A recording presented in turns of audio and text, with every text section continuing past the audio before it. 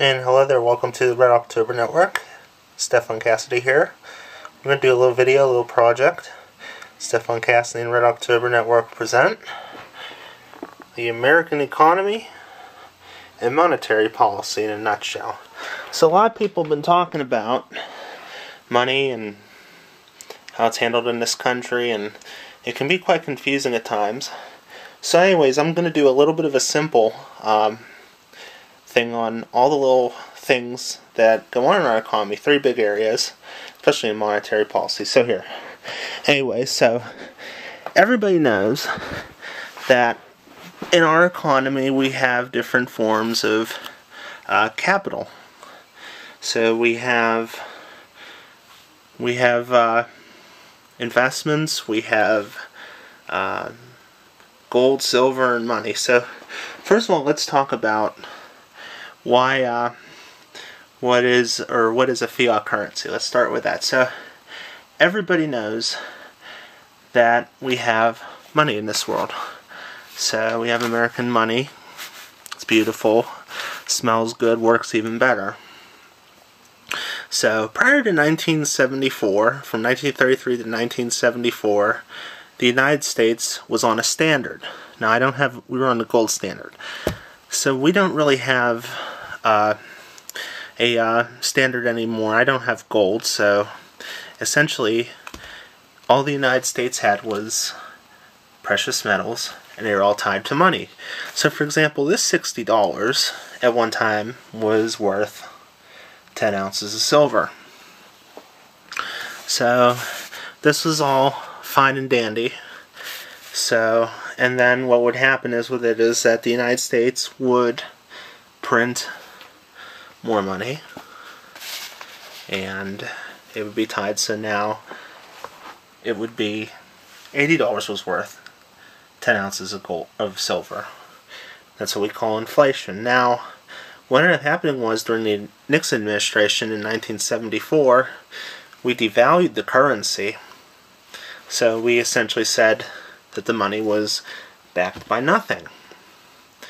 So, but the precious metals didn't disappear at all. We just kept adding more money. So, and then we added more and more. So, now, nothing's static in this world. So, some people said, alright, well, we're going to buy precious metals because we know the Fed is printing money. And so, this becomes worth more. The one issue is with it is without this in play, we only had a certain amount of gold that we had, and yeah, we added a little more, and we added a little more. But then again, what we also did was we kept printing money, and more, and more, and more, and more, till it became ridiculous. And this is what the economic policy is, and that's why these precious metals are worth so much.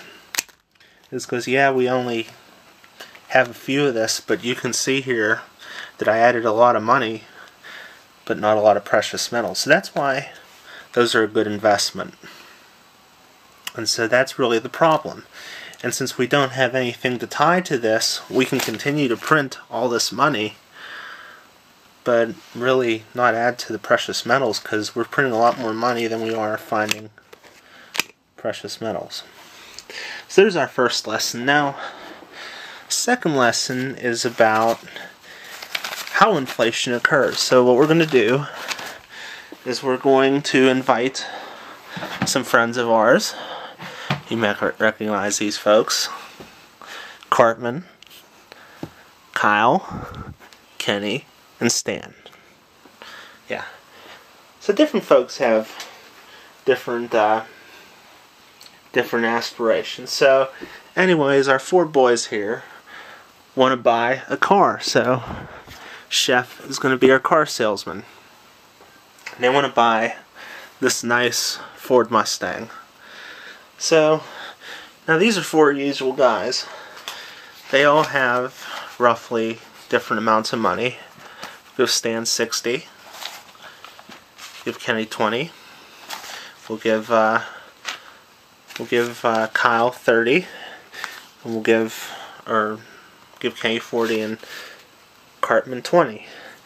Now, the thing that's amazing about it is Chef says, okay, I'll sell this to you for $40. So, now these three guys have the money to pay for it. So Chef says, okay, Stan, you'll pay for it. Okay. But then Kenny goes, and Kenny says, well, I'm going to pay you $40.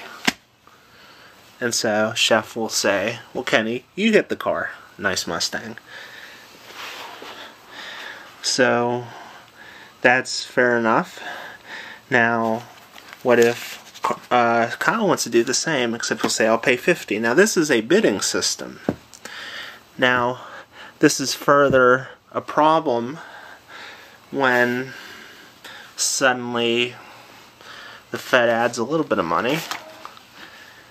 And so the Fed goes and says, well, we're going to print some more money. And so now these guys are ecstatic because they suddenly have more money to spend. So, being the capitalist, Chef says, well, I'm going to take the extra money because I can get more for this Mustang. So now the $20 Mustang is now worth $40. Now, in reality, these guys may have received more because their pay went up because there's more money available. But in the end, it's still the same car.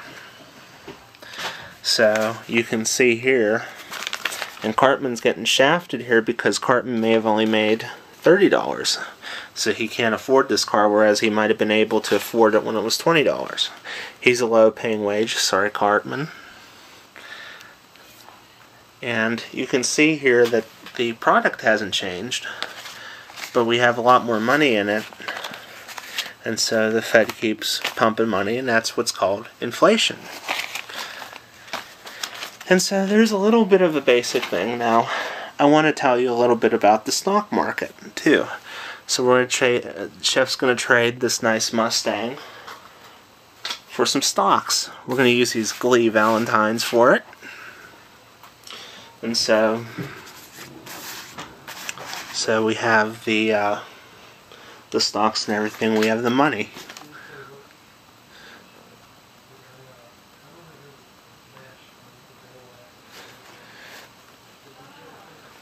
So, anyways, I just had a little thing about the money, and okay, so Cartman has $40, and let's just put everybody equal. So they all have $40. Now, Chef says to them, okay, well, I'm the Fed, I'm Ben Bernanke. And so what am I going to do? Well, these guys aren't making enough money. They can hardly get by. So we're going to infuse money. And so Chef gets the money.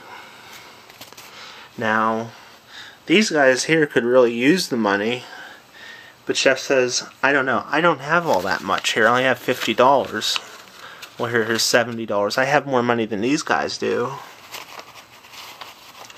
But you know what we're going to do? Okay, so Stan here says I have some stocks.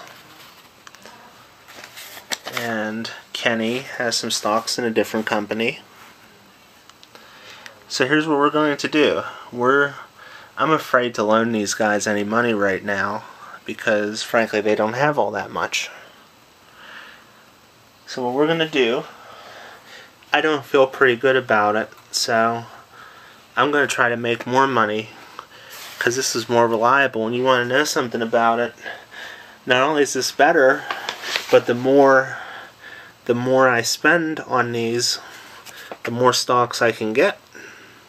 And this is really, really good for them. So I'm going to put my money into these companies, and then I get the stocks. And so that will keep funneling money. And they'll get the little benefits on the side. Yeah, sure, we'll get our dividends, these little stickers.